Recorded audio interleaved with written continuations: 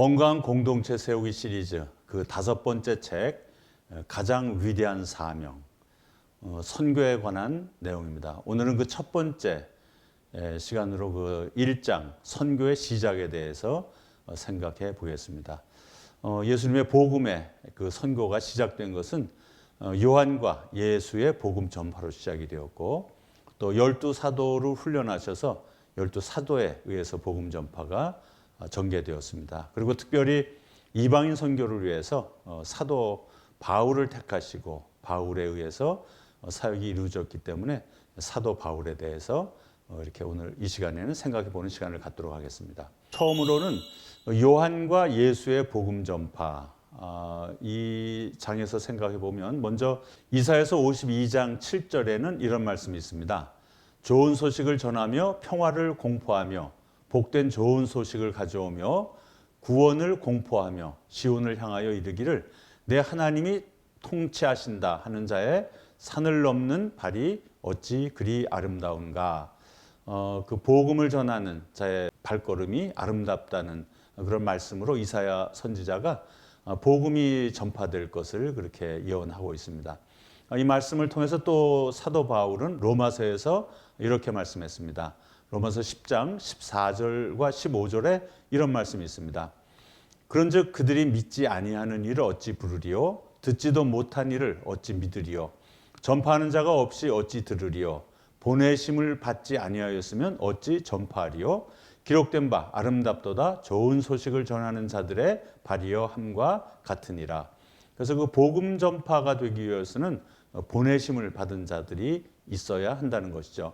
그런데 세례 요한은 요한복음 3장 24절에 보면 세례 요한은 스스로가 보내심을 받았다라고 말하고 있고, 누가복음 4장 43절에서 예수님도 복음 전파를 위해서 보내심을 받았다라고 그렇게 스스로 말씀하셨습니다.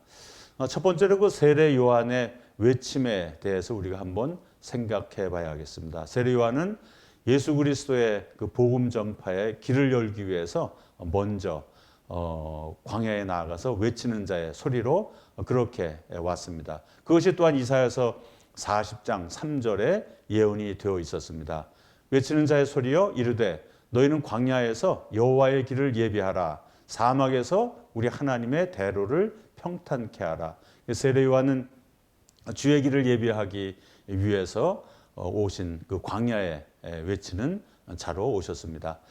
사도행전을 기록한 그 누가는 누가복음을 그 구약성경 말라기서에서 바로 연결을 합니다.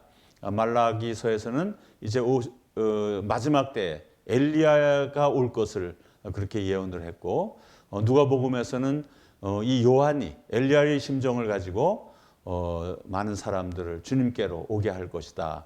또 가브리엘 천사는 그 사가랴 제사장에게 나타나서 주를 위하여 세운 백성을 준비할 것이다. 그 낳을 아들이 엘리야의 심정을 가지고 엘리야의 능력을 가지고 많은 사람들을 주님께로 인도할 것이라고 하는 그런 예언을 하셨습니다. 그렇게 태어난 요한은 이 광야에서 살아갔던 것 같습니다. 아마도 사가랴 제사장이 엘리사벳과 나이가 많아서 늙었기 때문에 아마도 광야에 있던 그 에세네파의 쿰난 공동체 같은 것이 있었죠. 그 에세네파 공동체에 맡겨졌을 것입니다. 그렇게 하고 성장한 후에 이 요한은 정말 석청을 먹으면서 낙대 털옷을 입고 요단강가에서 복음을 외칩니다. 그가 복음을 외친 것은 죄 사함을 받게 하는 세례를 전파하였다. 누가복음 3장 3절 6절에서 그렇게 말하고 있습니다. 또 요한이 전한 그 복음의 핵심은 회개하라 천국이 가까웠다는 그런 말씀이었습니다.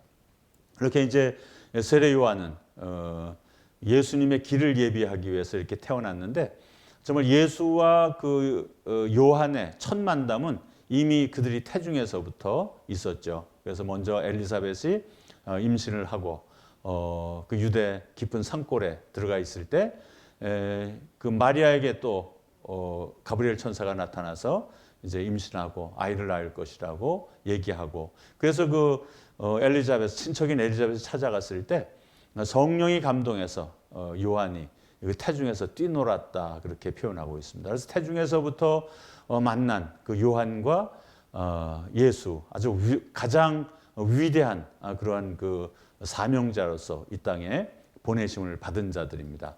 예수님께서는 이 땅에 보내심을 받아서 하신 일이 하나님의 나라를 전파하는 것이었습니다. 그래서 누가복음 16장 16절에 이렇게 말씀하십니다. 율법과 선지자는 요한의 때까지요. 그 후부터는 하나님의 나라의 복음이 전파되어 사람마다 그리로 침입하느니라. 예수님께서는 그 율법과 선지자가 요한 때까지라고 말하고 있습니다.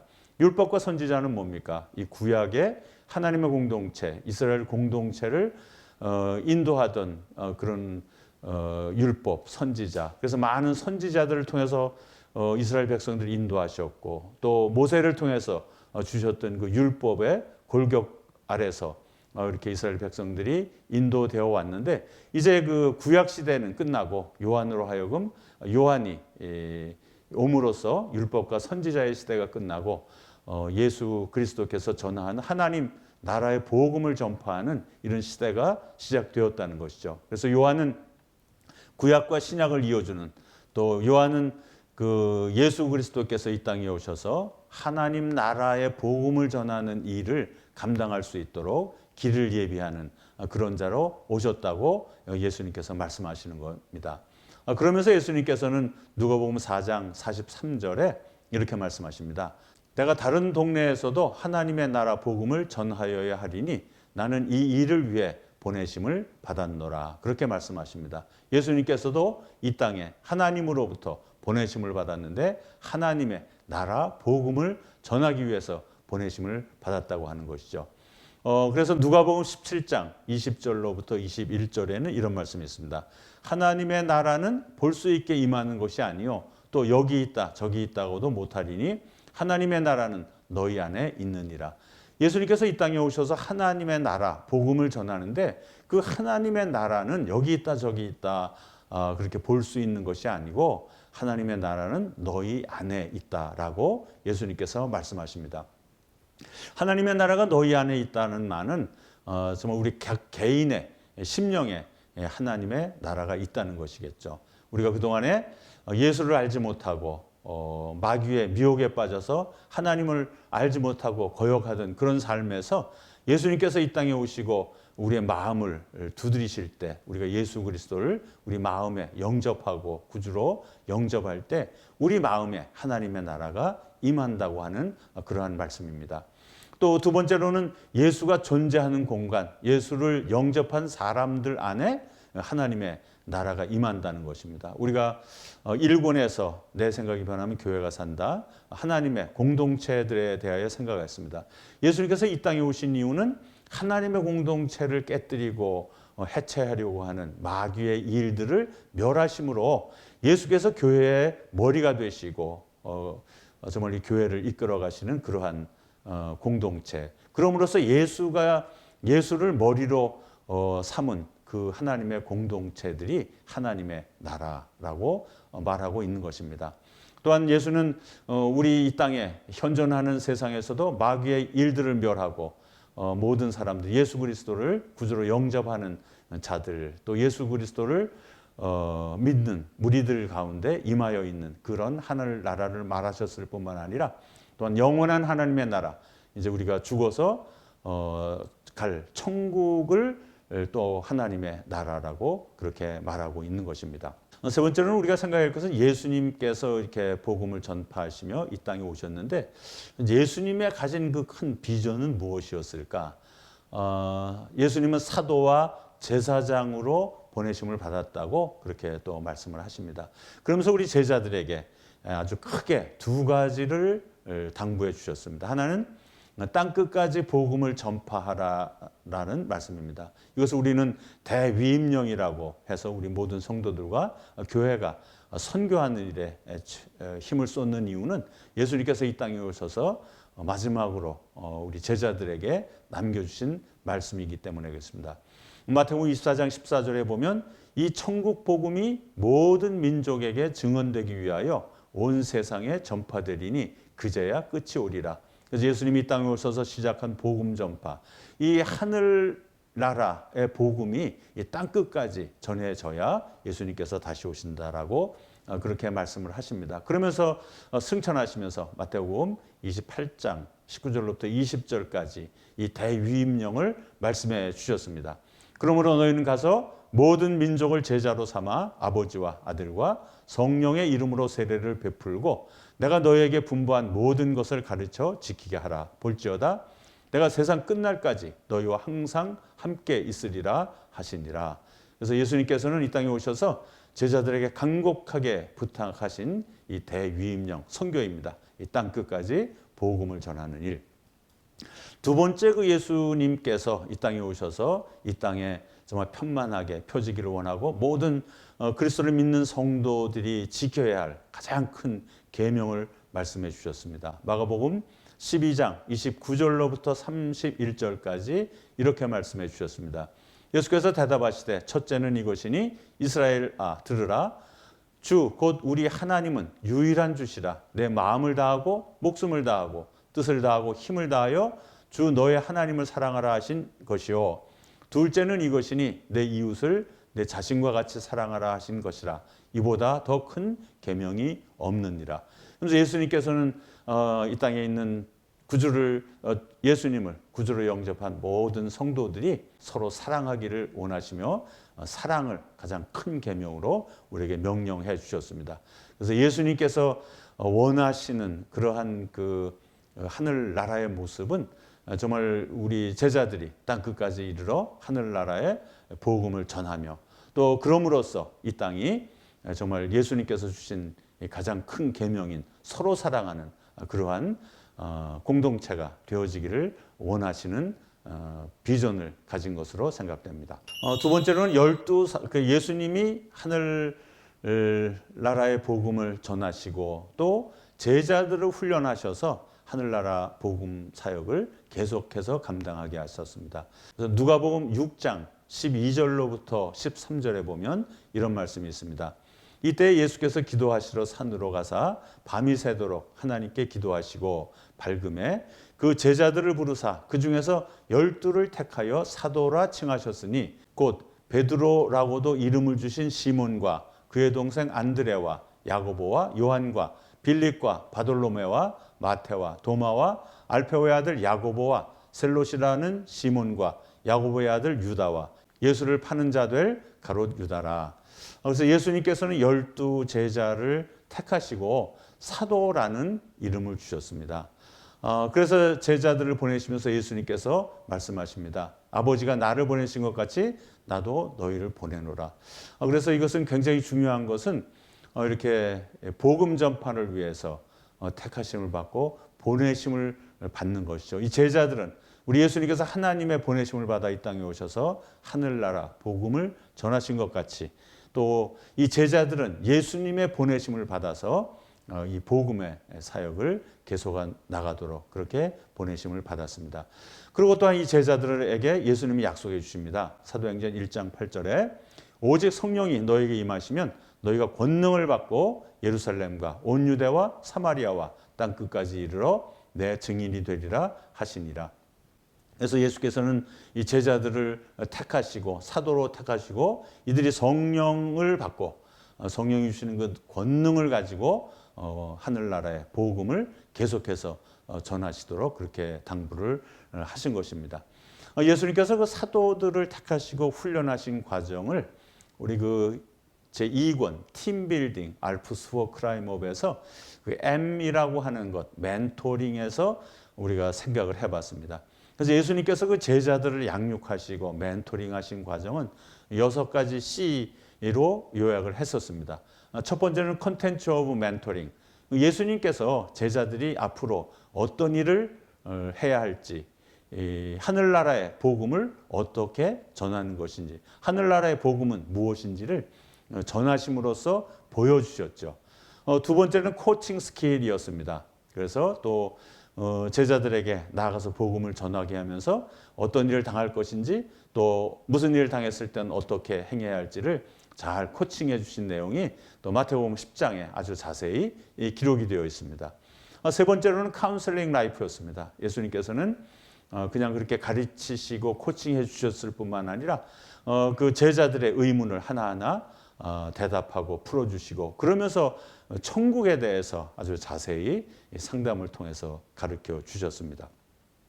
또 네 번째는 캐파시티 빌딩이었습니다. 그래서 제자들이 복음의 사역을 감당함에 있어서 정말 그 능력을 키워주시기 위해서 오병이어의 기적을 일으킬 때 제자들의 손에 떡과 고기를 들려주시고 오병이어의 기적을 일으키시도록 하시고 그들에게 귀신을 내어쫓고 병자들을 고치는 그런 역량을 키워주신 그런 모습이 기록되어 있습니다. 또한 correcting mistake에서 어떤 그 실패 원인을 잘 짚어서 말씀해 주시고 또 어떻게 왜 그랬는지를 말씀해 주시면서 제자들이 더 힘을 얻을 수 있도록 그렇게 훈련을 하셨습니다. 여섯 번째는 crucified himself였습니다. 예수님께서 스스로 십자가를 지심으로써 모든 제자들이 십자가를 지는 그 자리에까지 이르도록 그렇게 본을 보이시고 그래서 모든 제자들이 십자가를 지는 고난의 길을 걸으면서 복음을 전파할 수 있었던 것이죠. 그런데 참 이상한 것은 이렇게 6단계의 그 멘토링, 양육 단계를 거쳤는데도 불구하고 예수님이 십자가에 돌아가시고 무덤에 묻히는 그 장면을 보고 제자들이 아주 두려워하고 떨며 그렇게 무서워하는 장면입니다. 그리고 이제 다시 예수님을 잃어버린 이들이 각자 상업으로 돌아가 버리는, 그래서 베드로와 제자들이 디베라 바닷가로 다시 옛날의 어부의 모습으로 돌아가는 그런 모습입니다. 그러한 제자들을 예수님께서는 또 이 땅에 승천하지 못하시고 40일 동안을 그들에게 찾아다니면서 말씀해 주신 그런 말씀이 있습니다. 그래서 공관복음 4권을 다 정리해서 정말 예수님께서 중요하게 부활하신 후에 제자들에게 무엇이라고 말씀하시고 당부하셨는지를 좀 정리를 해봤습니다. 이것은 우리 앞으로 여러분들께서도 정말 선교사가 되기 위해서는 그저 우리가 그동안 배운 신학교에서 배운 또 선교훈련원에서 배운 이러한 말씀일 뿐만 아니라 정말로 각자가 부활하신 예수님을 만나지 않고는 정말 위기 때 이렇게 흩어져 버릴 수밖에 없는 그 단계에 머물 수밖에 없습니다. 그렇지만 부활하신 예수님을 만난 이 제자들의 변화된 모습, 정말 이렇게 드베라 바닷가로 무서워 떨며 갔던 이 제자들이 사도행전 1장 8절에 성령이 임하시고 나서 완전히 변화된 모습, 그 과정에 40일 동안 예수님께서 이 제자들에게 하신 말씀들을 한번 정리해 보겠습니다. 첫 번째로는 예수님께서 그 엠마오로 가던 제자들에게 나타나셔 말씀을 다시 풀어주십니다. 이 말씀, 옛날에도 예수님께 듣던 그런 말씀입니다. 그런데 부활하신 예수님을 만난 이 엠마오로 가던 두 제자가 다시 그것이 예수님인 것을 깨닫고 엠마오에서 다시 그 밤에 예루살렘을 향해서 달려갑니다. 그러면서 둘이 서로 얘기합니다. 예수님께서 우리에게 말씀을 풀어주실 때에 우리의 마음이 뜨거워지지 아니하더냐, 이렇게 표현하는 모습이 있습니다. 그것과 같이 이제 선교사가 되기 위해서 하나님의 복음, 하늘나라의 복음을 전하기 위해서는 정말 하나님의 말씀을 우리가 묵상할 때 우리 마음이 뜨거워지는 그런 역사가 있어야 하는 것입니다. 그것이 부활하신 예수를 만난 증거입니다. 그래서 정말 이제 전에 읽던 그런 성경이 아니라 성경을 말씀을 읽을 때 마음이 뜨거워지는 그러한 준비가 되어 있어야 하는 것입니다. 두 번째로는 그 엠마오로 간 제자들, 또 그 예루살렘 그 마가의 다락방에 무서워 떨며 모인 그 제자들에게 예수님께서 나타나셔서 너에게 평강이 있을지어다 하고 평강을 빌어주십니다. 정말 이제 우리 주님의 복음의 역사를 감당하기 위해서는 내 마음에 평강이 있어야 하는 것입니다. 평강의 복음, 평강의 왕이신 예수 그리스도의 증인으로 나가기 위해서는 우리 각자 선교사들의 마음에 평강이 있어야 합니다. 또한 그 두 번째로 평강을 빌어주시면서 너희에게 평강이 있을지어다, 그렇게 말씀하십니다. 이것은 정말 선교사로 부르심을 받은 사람들이 어느 곳에 있든지 정말 서로 그 안에 평강이 있는 그러한 일꾼이 되기를 원하시는 것이죠. 선교지에서 선교사들 간에 가끔 갈등이 일어나기도 하고 어려운 일들이 있지만 주님께서 우리에게 평강을 빌어주신 것 같이 어느 곳에 있든지 선교사 각자가 자기 마음의 평안을 유지할 뿐만 아니라 또 선교사들 간에도 평안을 유지하고 또 현지 모든 사역자들과 평안을 유지하고 현지의 모든 목사님들과도 평안을 유지하고 그렇게 가는 곳마다 평화의 도구가 되는 그런 일꾼이 되어야 할 것입니다.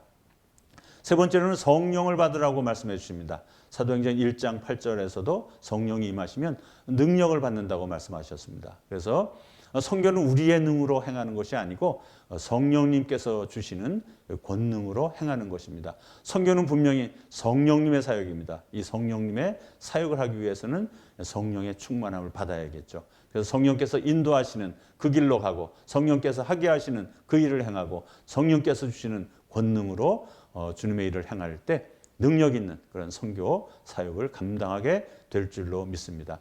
네 번째는 용서에 대하여 가르쳤습니다. 너희는 서로 용서하라고 합니다. 사랑의 요건 중에서도 악한 것을 생각하지 않는다고 했습니다. 남이 우리에게 실수한 것, 또 아프게 한 것들을 내 마음에 되새기지 않고 기억하지 않고 서로가 용납하고 용서하는 그러한 자세가 되어질 때, 또 우리가 어느 곳에 하나님께서 보내시든지 선교지에서 같이 동역하는 사람들, 또 선교지에 많은 그 사람들을 용납하고 용서하지 못하는 마음을 가진 선교사라고 하면 어떻게 선교 사역을 감당할 수 있겠습니까? 그래서 서로 용서하라고 하는 것은 우리 마음을 더 넓게 크게 해서 서로 용납하고 용서하는 그런 마음을 가진 그런 선교사가 되라는 말씀으로 생각됩니다. 다섯 번째는 도마가 예수님이 부활을 믿지 못할 때 나타나셔서 도마에게 말씀하십니다. 보지 못하고 믿은 자가 복되다고 말씀하십니다. 이 선교사로 부르심을 받는 것, 이 선교 사역을 이루어가는 것은 믿음의 역사입니다. 하나님께서 우리에게 주신 일들을 정말 감당할 때 믿음으로서만 이 일들을 감당할 수 있는 것이죠. 그래서 예수 그리스도에 대한 믿음, 예수께서 나를 보내셨다고 하는 믿음, 예수 그리스도께서 지금도 나와 동행하신다고 하는 그런 믿음이 있어야만 선교 사역을 감당할 수 있습니다. 특별히 우리 선교사들은 믿음의 은사를 강구하셔야 합니다. 왜냐하면 이 모든 것들이 믿음의 역사이기 때문에 그렇습니다. 여섯 번째로 부활하신 예수님께서 제자들을 찾아오셔서 말씀하신 것은 내 양을 치라, 내 양을 먹이라, 내가 나를 사랑하느냐, 이런 말씀이었습니다. 정말 주님께서 맡겨주실 양떼들, 여러분들을 이 세계 어느 곳에 선교사로 보내셨던지 정말 여러분들에게 맡겨주신 그 양떼를 치고 먹이는 그런 일들을 잘 감당해달라고 하는 그런 말씀이시죠.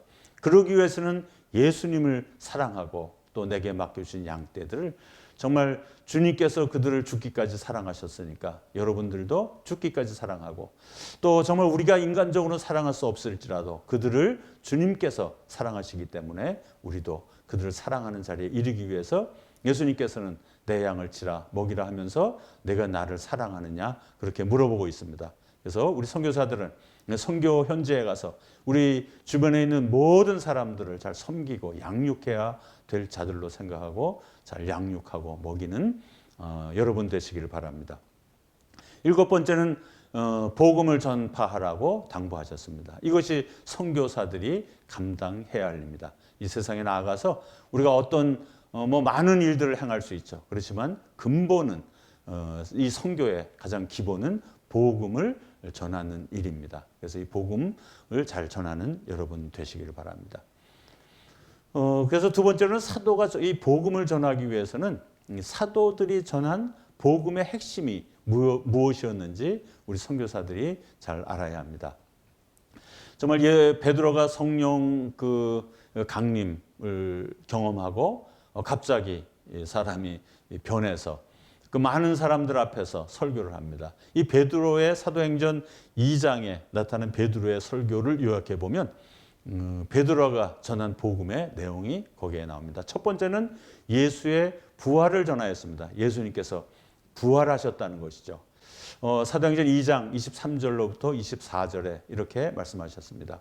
그가 하나님께서 정하신 뜻과 미리 아신 대로 내준 바 되었거늘 너희가 법 없는 자들의 손을 빌려 못 박아 죽였으나 하나님께서 그를 사망의 고통에서 풀어 살리셨으니 이는 그가 사망에 매여 있을 수 없었습니다.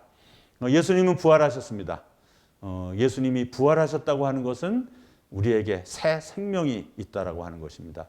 그래서 우리가 전하는 복음은 새 생명에 관한 그러한 복음을 전하는 것이죠. 부활은 사망을 이긴 것입니다.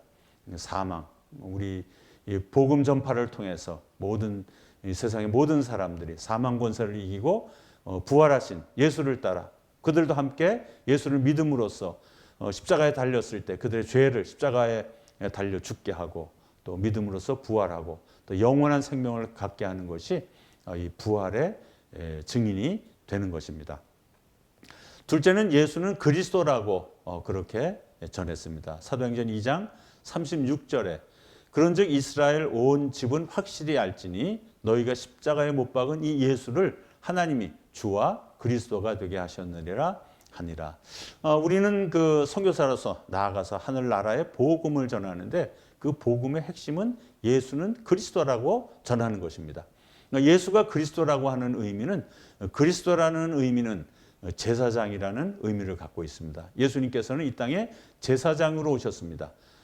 제사장은 동물을 제사를 드려서 그 백성들의 죄를 사하는 그런 역할을 했지만 예수님께서는 이 땅에 오셔서 본인이 십자가에 죽으시고 제물이 되셔서 단번에 우리의 죄를 씻어주시고 구원해 주신 그러한 제사장의 역할을 하셨습니다. 그렇기 때문에 그리스도라고 하는 것은 예수께서 우리의 죄를 사하시고 우리를 구원하신 그러한 의미를 갖고 있습니다.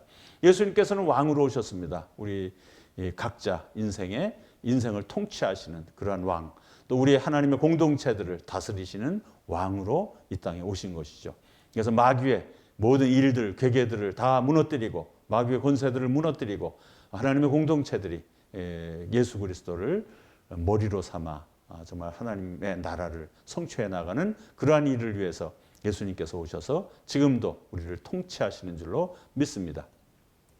그리스도라는 뜻은 또 예수가 선지자로 오셨다는 뜻입니다. 선지자는 하나님의 말씀을 인간들에게 전해 주는 그런 역할을 합니다. 예수님께서는 이 땅에 오셔서 하나님의 뜻을 우리에게 알게 하셨고 하나님의 말씀을 우리에게 말씀해 주셨습니다. 그래서 사도들은 날마다 성전에 있든지 집에 있든지 예수는 그리스도라고 가르쳤습니다. 이것이 바로 우리 선교사들이 이 땅에 세상에 나아가서 해야 할 일입니다. 예수는 그리스도라고 그 복음을 전하는 것이 우리 선교사들이 감당해야 하는 일입니다. 세 번째 그 베드로 설교의 내용은 예수의 이름을 믿으라고 전하였습니다. 예수의 이름을 믿으라고. 사도행전 2장 21절에 보면 누구든지 주의 이름을 부르는 자는 구원을 받으리라 하였느니라. 그래서 예수의 이름으로 구원을 받는다는 것이죠. 사도행전 4장에서도 정말 구원받을 만한 이름은 예수 이름밖에 준 적이 없다고 그렇게 또 말씀하셨습니다. 그래서 예수의 이름은 구원을 주는 능력이 있는 이름입니다. 그렇기 때문에 우리가 예수의 이름을 선포하는 것입니다. 또 예수의 이름에는 능력이 있습니다. 고치는 능력, 병들을 고칠 때에도 우리는 예수의 이름으로 고칩니다. 베드로와 요한이 성전 미문에 이르렀을 때 한 안진뱅이를 만났습니다. 이 안진뱅이가 정말 동양 몇 푼 얻을까 하는 기대로 이들을 쳐다볼 때 이 베드로의 눈에는 이 안진뱅이에게 가장 필요한 것은 일어나 걷는 것이잖아요. 금과는 내게 없지만 나사렛 예수 그리스도의 이름으로 명하노니 일어나라고 한 그것처럼 예수의 이름에는 이렇게 안진뱅이들을 일으키는 능력이 있다는 것이죠. 그래서 예수의 이름을 전파하고 예수의 이름으로 나가서 능력을 행하는 선교사들이 되어야겠습니다. 또는 우리가 하나님 앞에 기도할 때에도 예수의 이름으로 기도합니다. 하나님 앞에 나아가는 길입니다. 나는 길이요 진리요 생명이니 하나님 앞으로 나아가는 길인 예수의 이름, 그 이름을 선포하는 것이죠. 또 네 번째는 회개하고 성령을 받으라고 전파하였습니다. 그래서 이 사도들이 나가서 말씀을 전할 때 많은 사람들이 회개하고 성령을 받는 그런 역사들이 있었죠.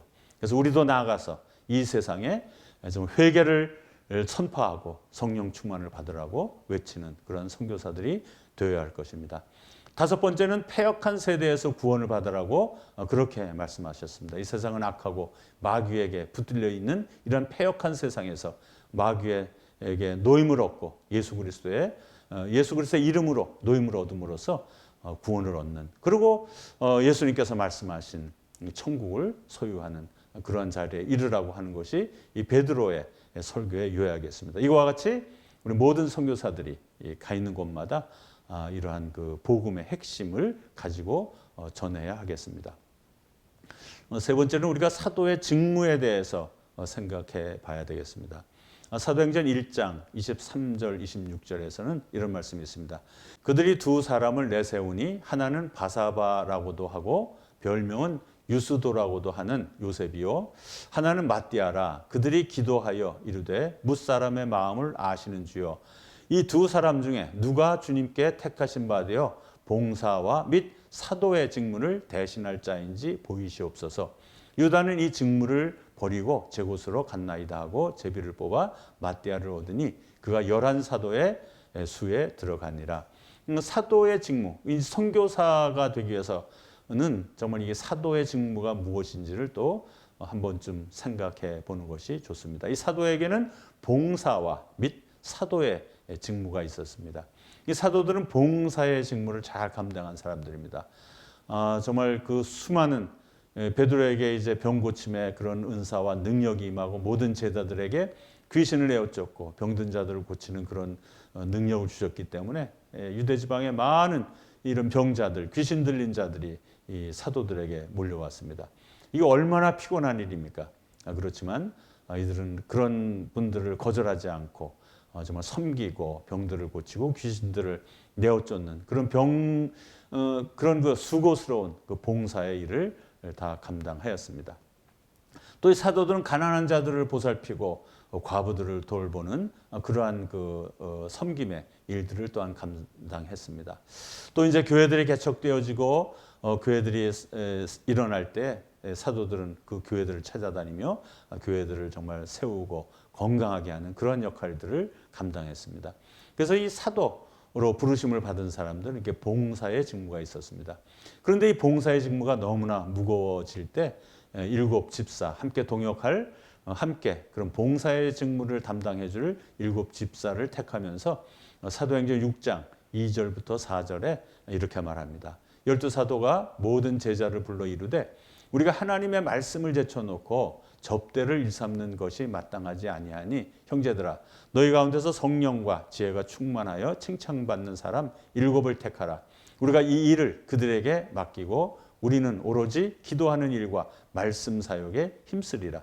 그래서 접대하는 일들, 그 수많은 정말 예루살렘 교회 성도들, 가난한 자들을 접대하는 그러한 일이 너무 버거워지니까 7 집사를 세우고 접대하는 일들, 봉사하는 일들을 집사님들에게 맡기고, 이제 이 사도들은 기도하는 일, 또 말씀 사역에 힘쓰겠다고 하는 이런 모습을 봅니다. 그래서 우리 사도로서 사도의 직무들은 또 기도하는 일과 말씀 전하는 일인 것을 여기서 생각해 볼 수가 있겠습니다. 세 번째는 사도 바울에 대해서 특별히 생각해 봐야 하겠습니다. 사도 바울은 이방인을 위한 사도로, 다시 말하면 정말 이제 선교사로 이렇게 부르심을 받은 사람입니다. 이 사울은 다소에서 태어났습니다. 다소 사람 사울. 사도행전 22장 3절에 보면 이런 말씀이 있습니다. 나는 유대인으로 길리기아 다소에서 났고 이 성에서 자라 가말리알의 문화에서 우리 조상들의 율법에 엄한 교훈을 받았고 오늘 너희 모든 사람처럼 하나님께 대하여 열심히 있는 자라라고 바울이 자신을 소개합니다. 이 바울은 다소라는 곳에서 태어났습니다. 이 다소는 로마 제국의 동서를 연결하는 아주 중심 도시였고 또 무역 도시이고 또 학문과 군사 중심지며 또 로마 시대 그 키케로가 총독을 지낸 그런 아주 문화 도시였습니다. 그리고 이곳에서 자랐기 때문에 로마의 시민권을 가지고 다소에서 태어난 사울은 헬라어에 아주 능한 그런 헬라 문화권에서 자라고 헬라 철학에도 아주 능한 그런 사람이었습니다. 그런데 이 사울은 예루살렘으로 유학을 가서 가말리엘 문화에서 율법과 교훈을 받았습니다. 그래서 율법에 아주 투철했고 투철한 그런 바리새파 중에 바리새였습니다. 사울은 예루살렘에서 예수교를 박해하는 일에 앞장섰던 사람입니다. 그래서 청년 사울이 스데반이 서대반을 돌로 쳐 죽이는 그 무리들에게 증인이 되어주는 그런 모습도 보입니다. 이러한 모습을 보고 이 교회에 박해가 났을 때 사울이 앞장서서 제사장들에게 공문을 받아서 다메섹으로 예수를 믿는 사람들을 결박하기 위해서 내려가다가 예수의 부르심을 받았습니다. 사울은 그 회심한 후에 아라비아와 다메섹에 갔고 또 예루살렘을 방문하고 나서 거기서 전도하려고 하는데 정말 이 유대인들이 이 사울을 죽이려고 하니까 이 초대교회 동료들이 이를 다시 다소 고향으로 보냈습니다. 어떤 면에서는 이 사울은 완전히 실패해서 다소로 돌아왔습니다. 예루살렘으로 유학을 떠날 때는 이 가말리엘 문화에서 공부하고 바리새파 중에 바리새파로 유대교회 지도가 될 것으로 그런 부모들도 그렇게 기대했고 본인도 그런 계획을 가지고 예루살렘을 갔는데 다시 고향 다소로 돌아왔을 때는 예수쟁이가 돼서 돌아온 것이죠. 유대교인들이 이단으로 알고 정말 다 결박해서 옥에 투옥하는 이러한 쳐죽일 이러한 그룹 중에 하나인 사람으로 되어 다소로 돌아온 그런 모습입니다.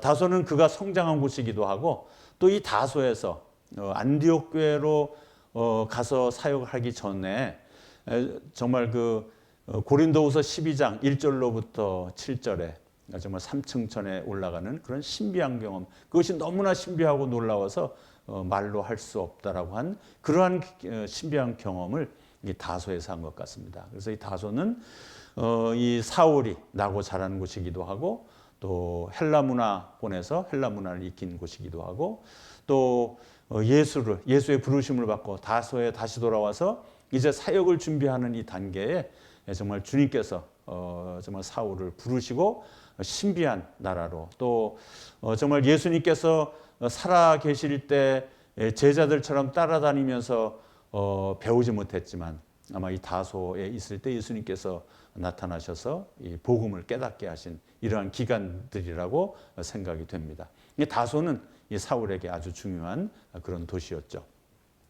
또 바울의 부르심을 우리 다시 한번 생각해 보면 그렇게 다메섹으로 가는 길에 예수 믿는 자들을 박해하는 이 사울을 예수님께서 사울아 사울아 내가 어찌하여 나를 박해하느냐라고 부르십니다. 그러면서 너는 이방인들에게 복음을 전할 자로 내가 택했다라고 그렇게 말씀을 해주십니다.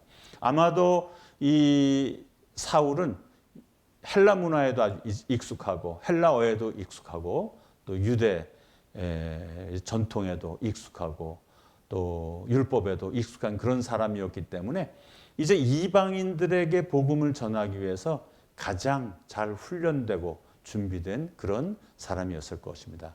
그래서 정말 예수님께서 바울을 택정하시고 그래서 갈라디아서 1장 15절 16절에 보면 이런 말씀이 있습니다. 그러나 내 어머니의 태로부터 나를 택정하시고 그의 은혜로 나를 부르시니가 그의 아들을 이방에 전하기 위하여 그를 내 속에 나타내시기를 기뻐하셨을 때라고 바울은 고백하고 있습니다. 바울은 이제야 깨닫습니다. 예수님께서 이방의 사도로 삼으시기 위해서 내가 어머니의 태중에 있을 때부터 나를 택하셨다는 것이죠. 그러고 정말 일생을 통해서 청소년기를 통해서 또 청년기를 통해서 정말 헬라 문화와 또 유대교의 모든 그런 율법과 선지자들의 내용을 잘 깨닫게 하시고 이제 때가 돼서 예수님께서 그를 부르신 것입니다. 다메섹 도장에서. 로마서 1장 1절에 보면 예수 그리스도의 종 바울은 사도로 부르심을 받아 하나님의 복음을 위하여 택정함을 입었으니 라고 한 그 바울은 또 사도행전 13장 47절에 이렇게 고백합니다. 주께서 이같이 우리에게 명하시되 내가 너를 이방의 빛으로 삼아 너로 땅끝까지 구원하게 하리라 하셨느니라. 사도 바울은 정말 그 주님의 부르심을 받아서 땅끝까지 하나님 나라의 복음 예수님께서 이 땅에서 전하셨던 그 복음을 전하는 자로 부르심을 받았다라고 고백을 합니다. 그래서 우리가 생각할 것은 바울의 그 신학과 전도 여행. 정말 바울은 또 그 첫 번째 전도 여행에서 비시디아 안디옥에서 설교하는 내용은 이렇게 요약이 됩니다. 다윗의 후손에서 구주를 세우셨는데 그가 바로 예수라고 가르쳤습니다. 두 번째는 예수는 그리스도라는 것을 또 가르쳤습니다. 세 번째는 하나님이 예수를 죽음에서 살리셨다. 예수의 부활을 전했습니다. 또 예수를 인하여 죄 사함을 얻는다라고 전했습니다. 이것이 사도 바울의 신학의 골격이 된 것이죠. 사도행전 13장 39절에 보면 또 모세의 율법으로 너희가 의롭다 하심을 얻지 못하던 모든 일에도 이 사람을 힘입어 믿는 자마다 의롭다 하심을 얻는 이것이라. 다른 사도들도 정의하고 정말 유대인들을 두려워하며 선포하지 못했던, 왜냐하면 모세의 율법 이것을 깨뜨리는 것은 금기시 되어 있고 그래서 바울을 이렇게 죽이려고 애썼던 그 중심의 이 사상이 이것입니다. 또 모세의 율법으로 너희가 의롭다 하심을 얻지 못한다라고 말하는 것은 유대인들에게는 큰 충격이 아닐 수 없습니다. 그 모든 일에도 이 사람을 힘입어 예수 그리스도를 힘입어 믿는 자마다 의롭다 하심을 얻는 이것이다라는 그런 우리가 지금 믿고 있는 그 신학의 예수 그리스도를 믿는 그 도리를 세워 주신 것이죠. 유대인들에게는 아주 가장 중요했던 그 할례에 대하여서도 바울은 그 정의를 아주 바로 내려 주었습니다. 로마서 2장 28절로부터 29절까지 이렇게 말합니다. 무릇 표면적 유대인이 유대인이 아니요 표면적 육신의 할례가 할례가 아니라 오직 이면적 유대인이 유대인이며 할례는 마음에 할지니 영에 있고 율법 조문에 있지 아니한 것이라. 그 칭찬이 사람에게서가 아니요 다만 하나님에게서니라라고 말합니다. 그래서 이 믿음으로 예수 그리스도를 믿음으로 구원을 얻는다는 것, 율법으로는 구원을 얻지 못한다는 이러한 사상과 또 이 할례를 금지하는 이러한 사상 때문에 바울은 엄청난 그런 그 생명을 위협하는 일들을 겪었지만 이 두 가지 정말 그 예수님을 따르는 모든 성도들이 지켜야 할 일들을 정립해 준 그런 위대한 그런 사도입니다. 사도 바울은 3차례 전도 여행을 통해서 아시아 지역과 또 유럽 지역으로 복음을 전했습니다. 1차 전도 여행은 사도행전 14장 1절로부터 28절까지 1차 여행이 있고 또 2차 전도 여행은 사도행전 15장 40절로부터 18장 22절까지 기록되어 있습니다. 3차 전도 여행은 사도행전 19장 1절로부터 21장 6절까지. 그리고 예루살렘으로 다시 돌아가서 체포되고 결박되어서 로마로 후송되는 그 배 안에서 겪는 그런 어려움들이 기록되어 있습니다. 그래서 사도 바울 이 선교사가 되기 위해서는 우리 사도행전을 통해서 사도 바울이 겪었던 이 고초와 또 사도 바울이 전하려고 했던 복음을 잘 이해하고 또 사도 바울을 본받는 그런 선교사가 되도록 힘쓰고 애써야 하겠다고 생각을 합니다.